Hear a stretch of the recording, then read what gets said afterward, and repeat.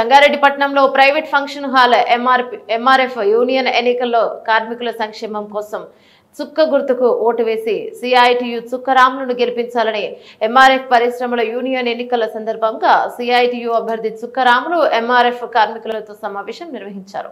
సందర్భంగా చుక్కరాములు మాట్లాడుతూ కార్మిక హక్కుల సాధన కోసం యాజమాన్య వేధింపులపై పోరాడాలన్న ఉద్యోగ భద్రత సాధించాలన్న సిఐటియు అభ్యర్థి చుక్కరాములకు ఈ నెల 28వ తేదీన జరిగే ఎన్నికల్లో చుక్క గుర్తుకు ఓటు వేసి భారీ మెజార్టీతో గెలిపించాలని కోరారు. సంగారెడ్డి చౌరస్తాలో నిర్వహించిన సమావేశంలో సిఐటియు నాయకులు ఎంఆర్ఎఫ్ కార్మికులు పాల్గొన్నారు.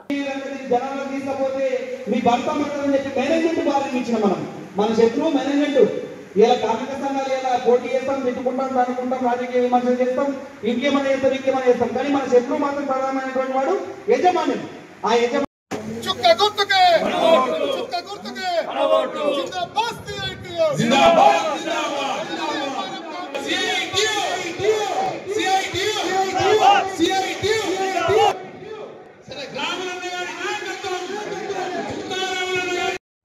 వెంకటరామరెడ్డి ఎక్కడన్నా స్టేజ్ దగ్గర రాగలరు. వెంకటరామరెడ్డి డైరెక్టర్ మెకానిక్ కలీల్ గారు.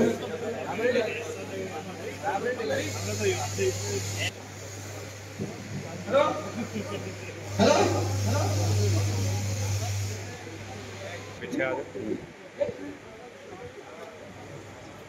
కలీల్ గారికి స్వాగతం పలుకుతున్నాం. యూనియన్ తరఫున జగన్ గారికి యూనియన్ తరఫున స్వాగతం పలుకుతున్నాం.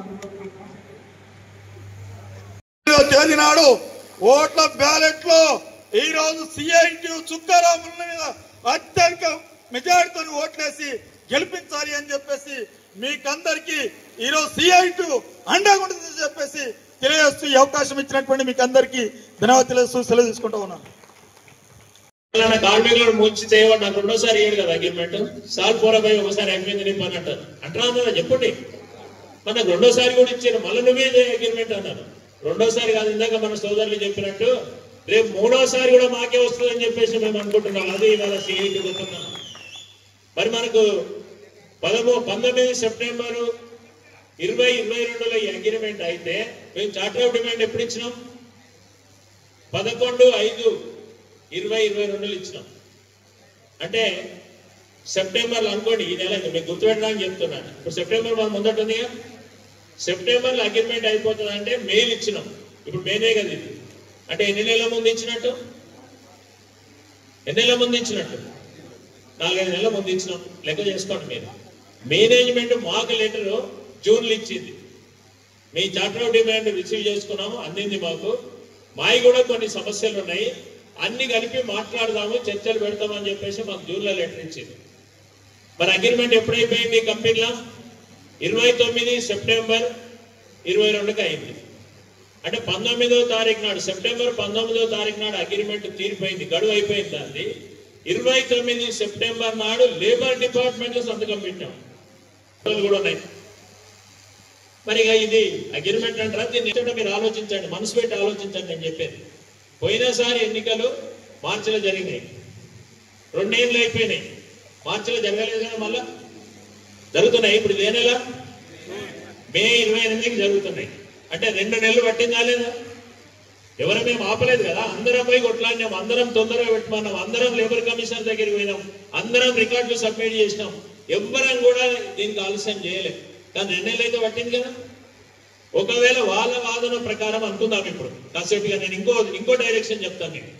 ఇప్పుడు వాళ్ళ ప్రకారము మీ అగ్రిమెంట్ ఎప్పుడైపోతుంది?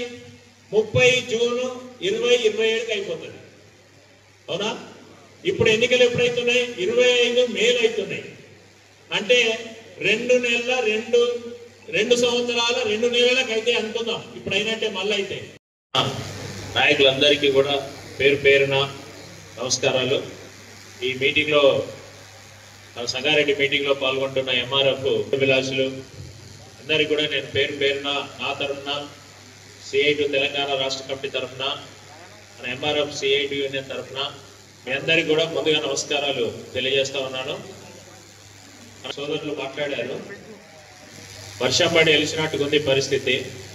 ఇప్పుడు నేను మాట్లాడానంటే ఏం మాట్లాడాలన్నా కూడా అర్థం కాని పరిస్థితిలో మాట్లాడారు మనోళ్ళు. అందుకని మన సైన్యం బలంగానే ఉన్నది, మనం యుద్ధాన్ని గెలుస్తున్నాం. అది మాత్రం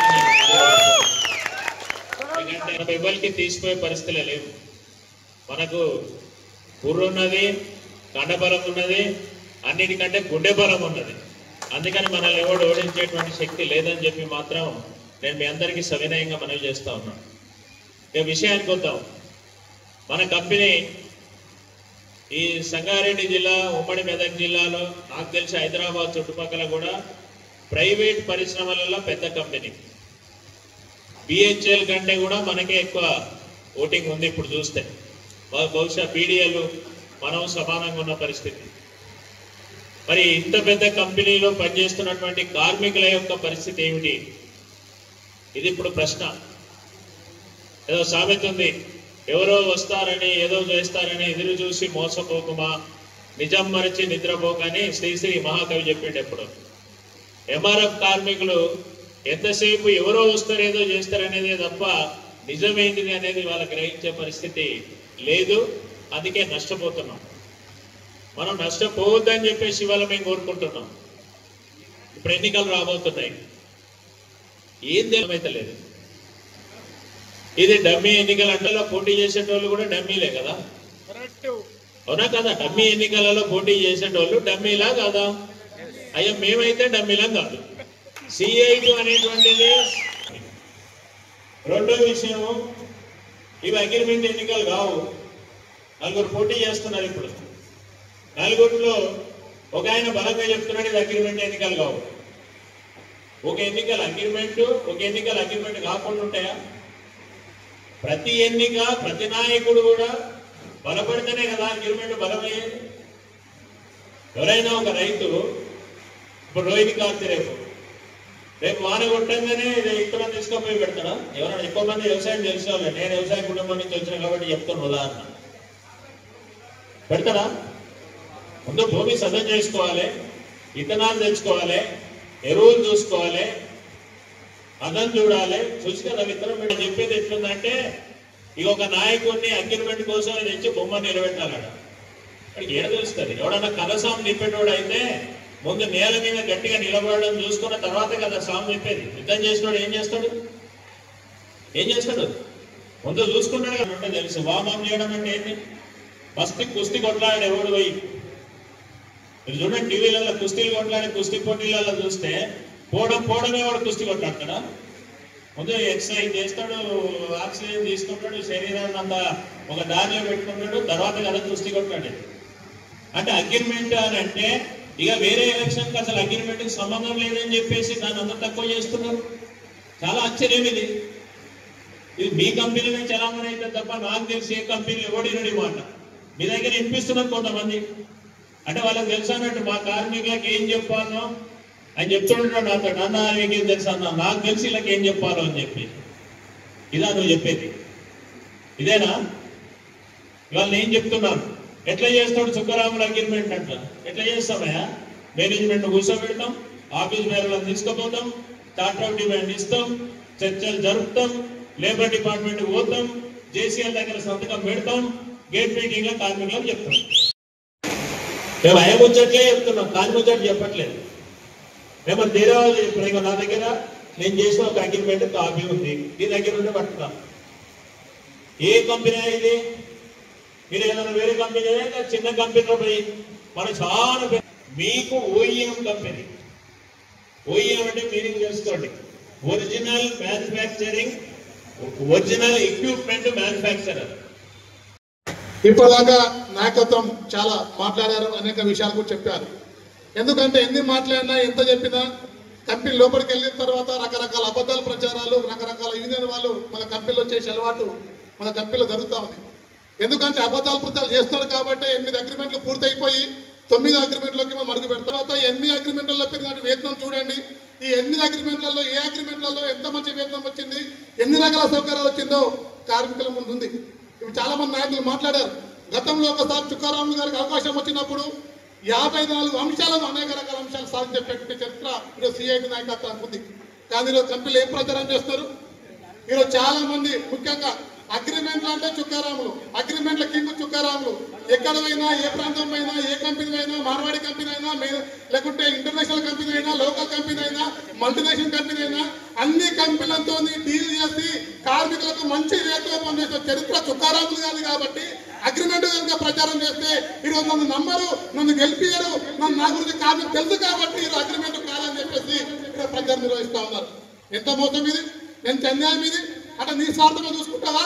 ఈ రోజు నువ్వు గెలిచిన తర్వాత ఏం చేస్తావు ఈరోజు కార్మికులు చెప్తావు, కానీ ఈ రోజు మాత్రం సిఐటి గెలిస్తే ఏం చేస్తుందో ఈరోజు కార్మికుల ముందు మనం పెట్టాం.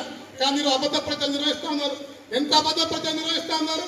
మన సంఘటనలో మీటింగ్ పెట్టి ఈ రోజు ఒక 8 యూనియన్లు కలిస్తే సిఐటి అని చెప్పి చెప్తాం. ఇక వేదిక మీద నాయకులు ఉన్నారు. ఈరోజు చింతశేఖర్ అన్న ఒక యూనియన్, రమేష్ అన్న ఒక యూనియన్, తర్వాత జైబీఎం ఒక యూనియన్, బాగన్న జైరాబాద్ బాగన్న టీఆర్ఎస్ ఒక యూనియన్, 4 యూనియన్ నాయకత్వం ఈరోజు మీ ముందు వచ్చి మాట్లాడుతూ ఉన్నాం.